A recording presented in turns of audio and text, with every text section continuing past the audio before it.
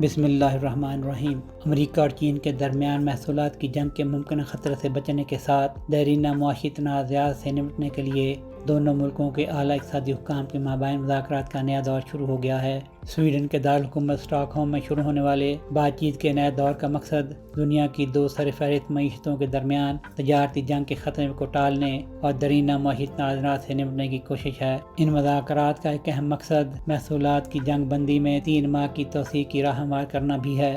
مذاکرات وسطی stock home میں سویڈش وزیر اعظم کے دفتر روزنباد میں پیر کے روز شروع ہوئے، جب عمارت پر چین اور امریکہ کے قومی پرچم لہرائے جا رہے تھے۔ چین کو صدر ڈونلڈ ٹرمپ کی انتظامیہ کے ساتھ پائیدار ٹیرف کے معاہدے تک پہنچنے کے لیے 12 اگست کی ڈیڈ لائن کا سامنا ہے، جب بیجنگ اور واشنگٹن نے مئی اور جون میں محصولات میں اضافے کے ضمن میں ابتدائی معاملات طے کیے تھے تاکہ ٹیرف میں اضافے اور نایاب زمینی معدنیات کی فراہمی میں رکاوٹوں کو ختم کیا جا سکے۔ اب کسی معاہدے کے بغیر عالمی سپلائی چینز کو امریکی ڈیوٹیوں کی وجہ سے نئے ہنگامے کا سامنا کرنا پڑ سکتا ہے، جو کہ 2 طرفہ تجارتی پابندی کے برابر ہوگی۔ اتوار کے روز یورپی یونین کے ساتھ ٹرمپ کے اب تک کے سب سے بڑے تجارتی معاہدے کے بعد اسٹاک ہوم بات چیت گرما گرم ہے، تاہم امریکہ اور چین کے مذاکرات میں ایسی کسی پیش رفت کی توقع نہیں ہے۔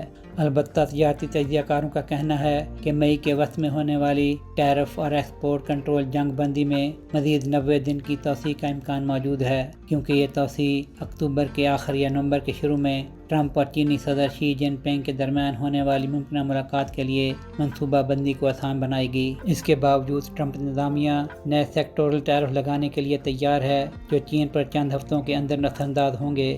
ان میں سیمی کنڈکٹرز، فارماسیوٹیکل، جہاز سے ساحلی کرینے اور دیگر مصنوعات شامل ہیں۔ سہیل شہریار، پاک ترک نیوز۔